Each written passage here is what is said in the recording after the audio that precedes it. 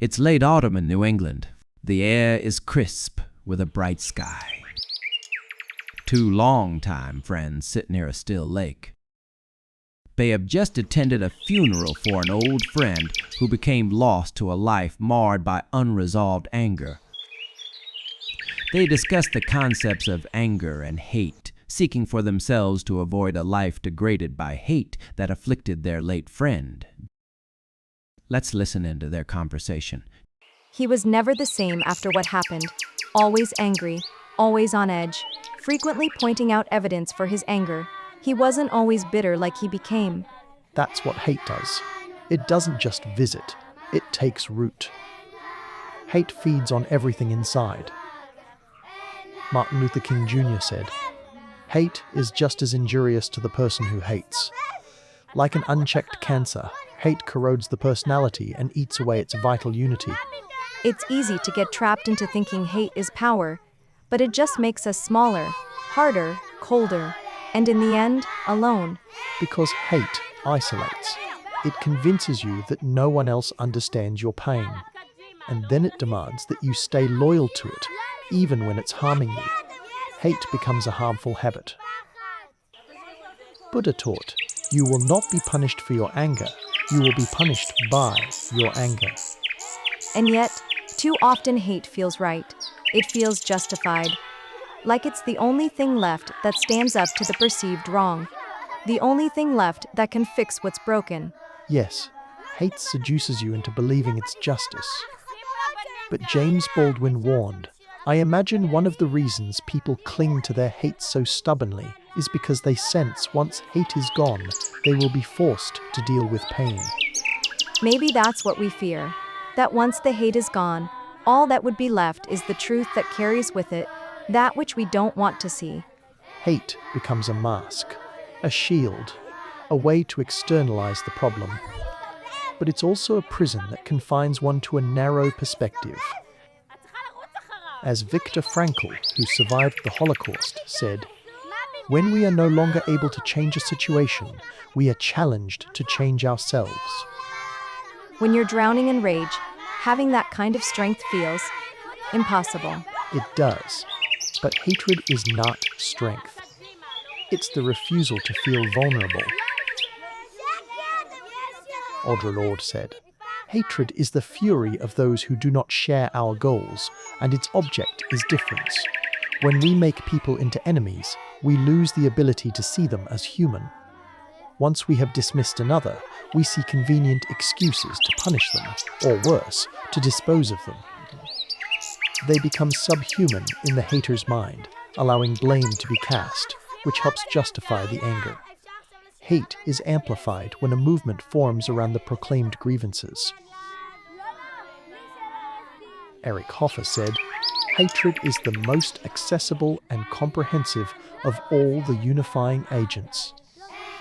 Mass movements can rise and spread without belief in a God, but never without a belief in a devil."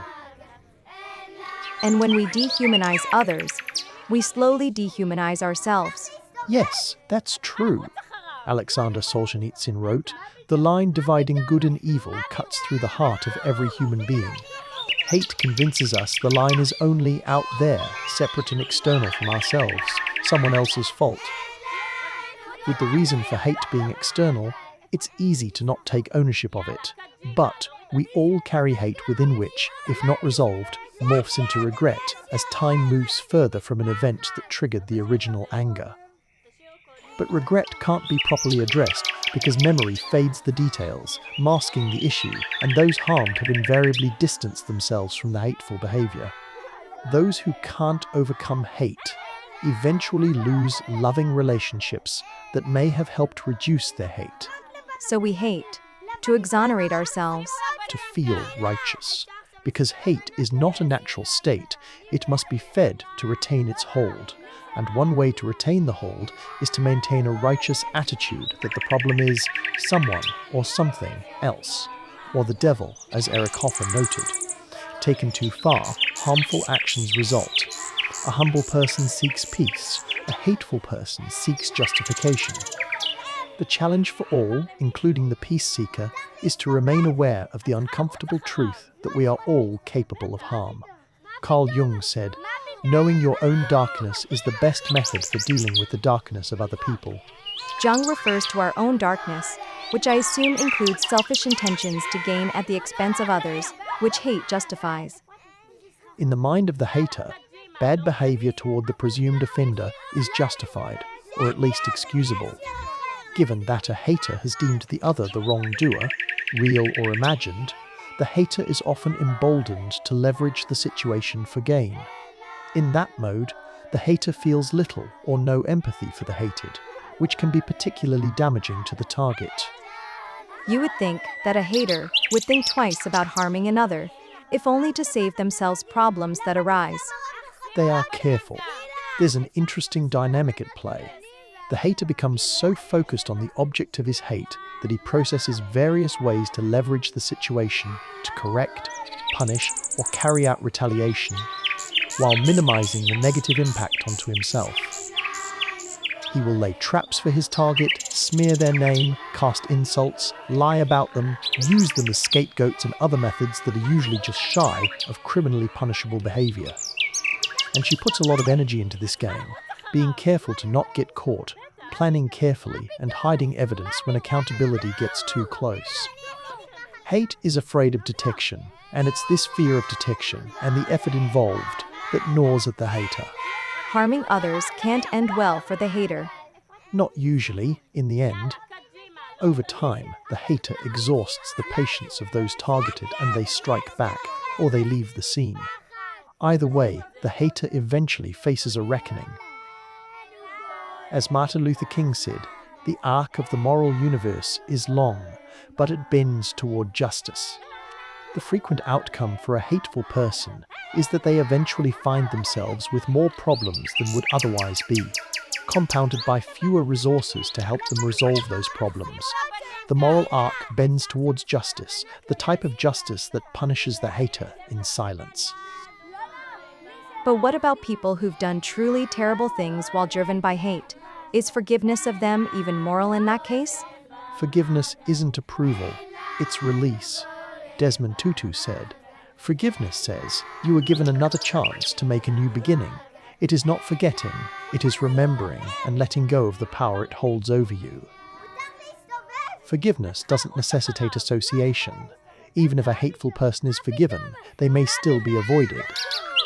As the hateful person loses relationships and associations, their anger may grow, pushing away people even further. The person who is able to forgive retains their power, while the hateful person's power finishes. So hate loops and intensifies and infects others. Yes, hate is cyclical. Hate is generational. Hate is infectious. The Dalai Lama said, "If you want others to be happy, practice compassion. If you want to be happy, practice compassion."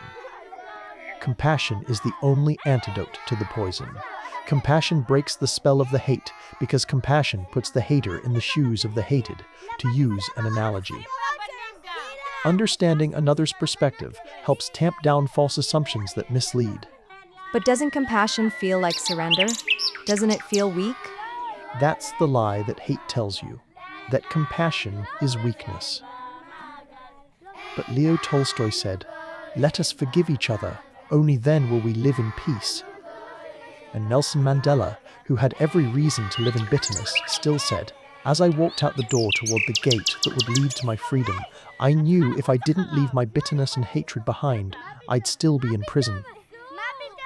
Mandela had compassion for those who wronged him, and it was that compassion that gave him strength. He walked out of a literal prison freer than most people I know. Because he chose not to let hate own him. You can carry your wounds without letting them define you. But hate keeps wounds open, compelling you to cycle your hate over and over, building it to some form of manifestation. The cyclic nature of replaying your grievances keeps the hate alive. Hate becomes a trap with the escape route obscured by the hate itself. Hate eats you from the inside out because, while you assemble copious proof of the wrong, you have limited means to correct the perceived wrong in a way that preserves your own liberties. In this way, hate becomes an unresolvable situation that sets up emotional conflict within the hater, festering over time. I think we confuse letting go with forgetting. You can remember and still choose peace. Yes, memory doesn't have to be something that continuously damages you. It can be a teacher that leads to better solutions than what tends to come from hate. As Maya Angelou wrote, hate, it has caused a lot of problems in the world, but has not solved one yet. So what do we do with hate when it comes? We recognize it, listen to it, and then decide not to obey it, not to feed it. Rumi said, "Your task is not to seek for love, but merely to seek and find all the barriers within yourself that you have built against it."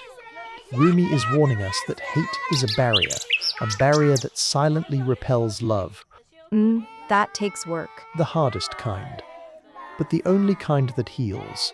Otherwise, we pass our pain on to others, which becomes a sort of justification. We become what hurts us, and we teach others to do the same. Even if we don't intend to teach, we do so by example. For example, a child in the household picks up hateful talk and repeats it to curry favor, or simply to mimic an adult family member.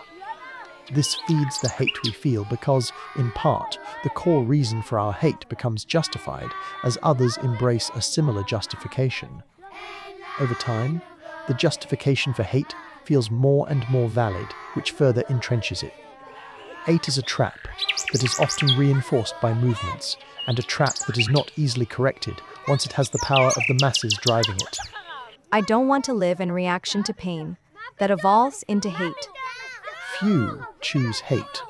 Rather, they become ensnared by it. And once ensnared, the hate eventually becomes a normal state. Evidence is perceived everywhere that the hate is justified. The hater cherry-picks the social media and the news. Movements are joined that share and spread dogma that is couched in hate. People are marginalized by their religious, political, or racial origin. Even their appearance becomes proof. Steadily, others are marginalized, dismissed, and dehumanized, which then feeds and intensifies the hate. Opportunities are sought to eliminate the hated or leverage them for gain. How can we all live in peace? The beginning of peace is recognizing the insidious trap of hate and maintaining the strength to not let hate take hold of you. By keeping yourself free of hate, less are infected by it because you don't spread it. Forgiveness, acceptance, and tolerance help keep hate at bay. Be mindful of who you associate with. Choose your causes wisely. Use caution about the information you consume.